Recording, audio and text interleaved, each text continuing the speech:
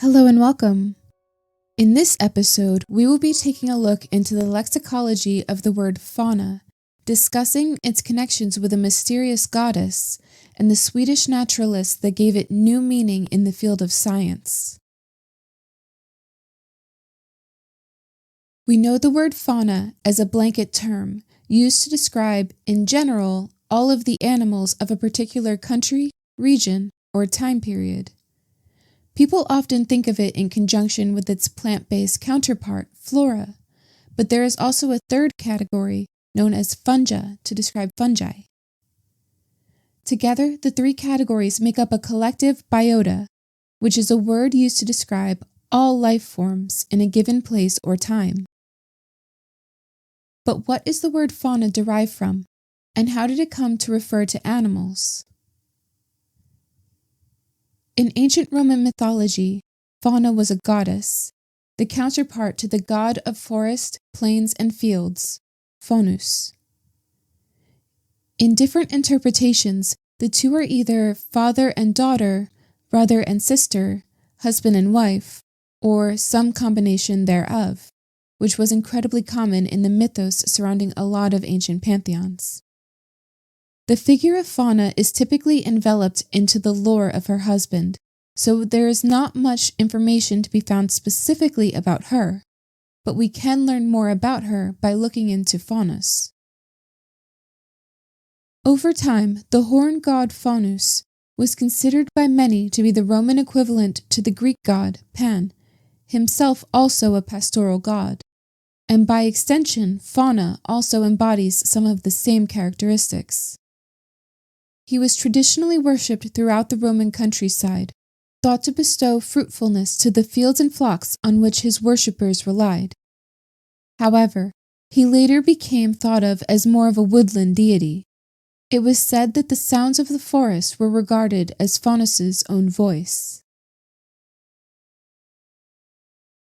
The Roman god and goddess were also said to have been accompanied by fauns or fauni, which were nature spirits of the woods, which correlates to paniskoi or little pans, similar spirits that were associated with the god Pan.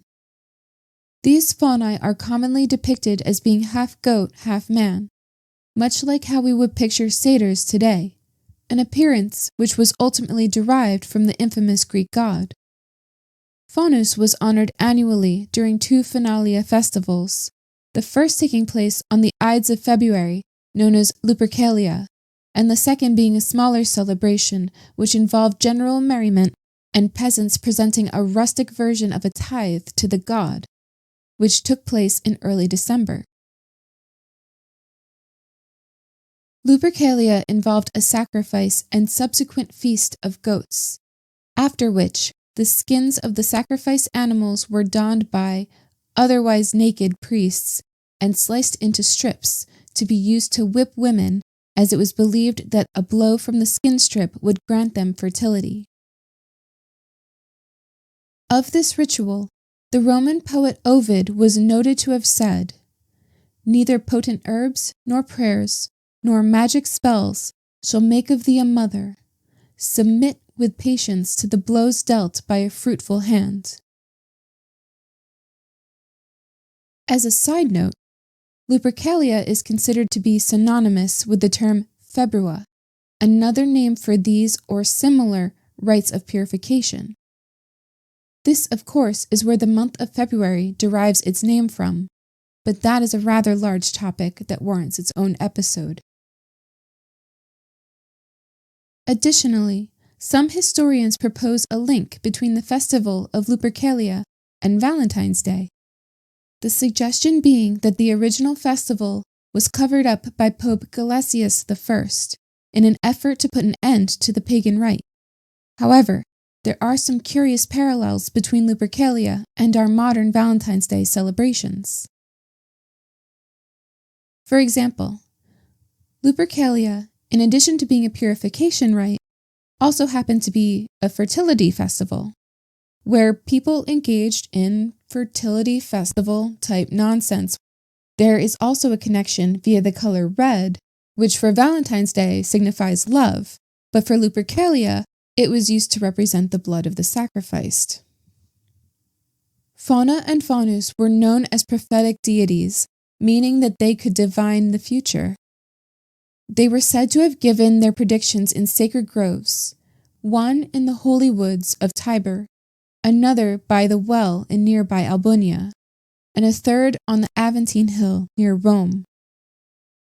The process of receiving a prediction from the grove at Tiber was described by the epic poet Virgil as involving a priest offering up a sacrifice, after which the person seeking the counsel of the oracle would need to sleep on the fleece of the animal for one night, during which Faunus or Fauna would answer the person's questions, either through dreams or with supernatural voices. Ovid corroborated that similar rituals took place at Aventine. When they revealed their predictions in these sacred locations, they spoke in an Old Latin poetic form, known as a Saturnian, which is an antiquated form of prose, having mostly been forgotten by the dawning of the Common Era, CE. With this writing style being so ancient, knowledge about the structure of the verses is largely lost to time. But they were known to have been considered unsophisticated when compared to Greek verse forms, such as hexameter. The prophet verses said to be given by the deities is thought to play a role in how they were given their names of Faunus and Fauna. However, this is where the etymology gets a bit confusing, because there are several interpretations of how fauna came to be. It is thought that the word faun is derived from a descendant of the Latin word fari, meaning to speak, in reference to their ability to speak the future. And indeed, the Latin word for fate, fatum, is also a descendant of this word. Another term for the goddess Fauna is fatua, derived from a different interpretation of the name Faunus as fatus, seemingly as a nod to this same root. However, there are also suggestions that it is derived from the Proto-Italic word faue or faono, which is thought to have been derived from the Proto-Indo-European word pun, meaning favorable. A related Latin word would be faveo, which favorable is derived from, meaning either to favor or to be favorable, specifically in the context of being someone who is well disposed, of good countenance, protecting others, etc., which coincides with Fauna's reputation as being nurturing. Faveo comes from the Proto-Italic, faueo. Another interpretation is that it is related to the ancient Greek thaonon, which means beast, and thos, meaning jackal.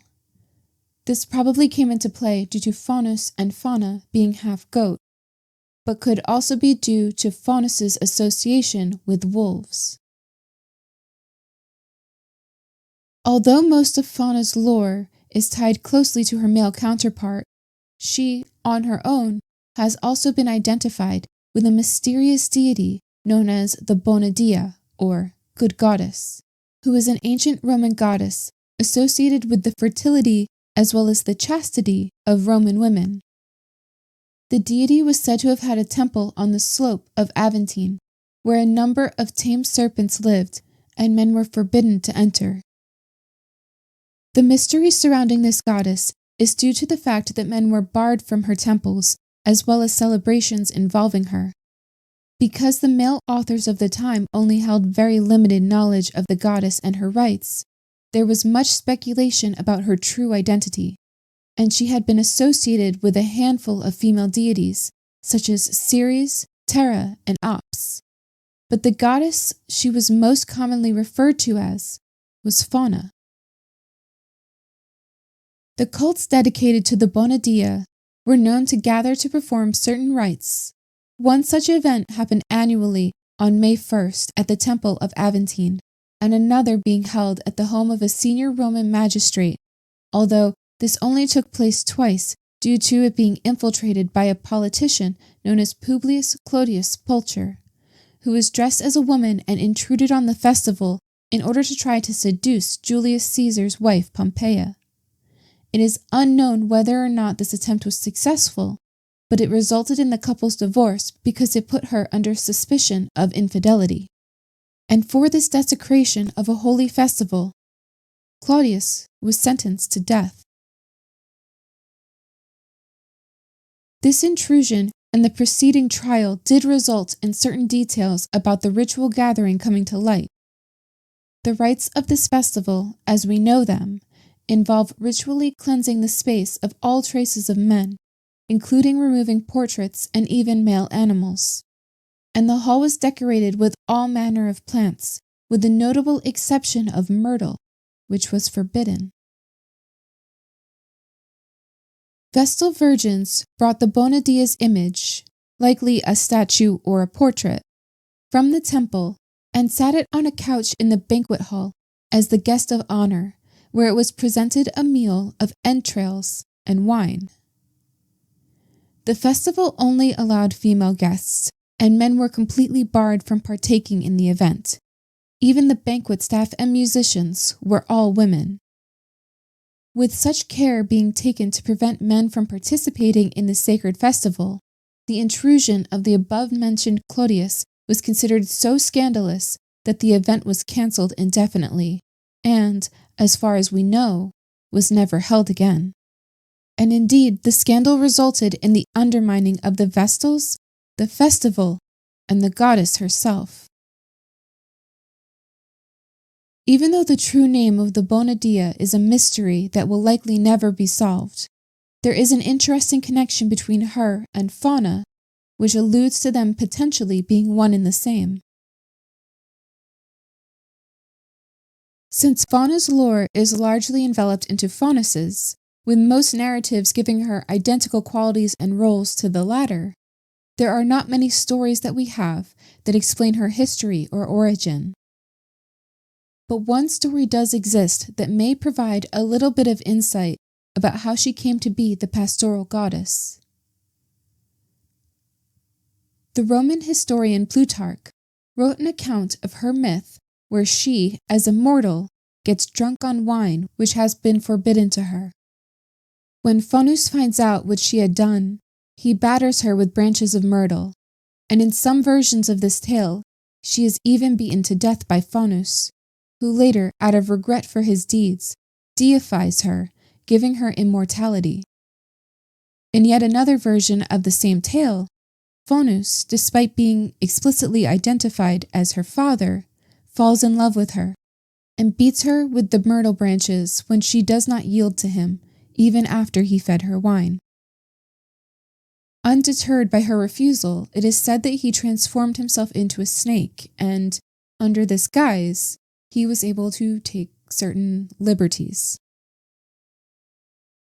The myrtle is an interesting connection between the two figures, as it is notably the one plant that was not allowed to be present at the Bona Dea's festival, and the reason for this exclusion may allude to this origin myth. Additionally, she is often depicted with serpents, connecting her to the story involving Fauna's father. But regardless of how she came to power, Bona Dea was regarded for her modesty and considered to be a paragon of chastity in womanhood. This is thought to be why men were explicitly forbidden from entering her cult, and may connect her with Fauna's role of catering specifically to women seeking her help and counsel, as opposed to Faunus, who would focus on aiding men. The word fauna, in reference to animals, is directly related to the Roman deity, who, in addition to her role as somewhat of an oracle, also presided as the goddess of earth and fertility. However, it was not popularized for use in zoology until 1746, when a Swedish naturalist by the name of Carl Linnaeus, later ennobled as Carl von Linné, published Fauna Suecica, a catalogue of the animals of Sweden. This seems to be where fauna took on its new life as a representation of animals. Linnaeus adopted it as the counterpart to flora, which had been used in the title of plant catalogues since the 1600s, but, like fauna, it was popularized by Linnaeus in the Flora Suecica, the companion to the fauna edition that came out a year earlier in 1745.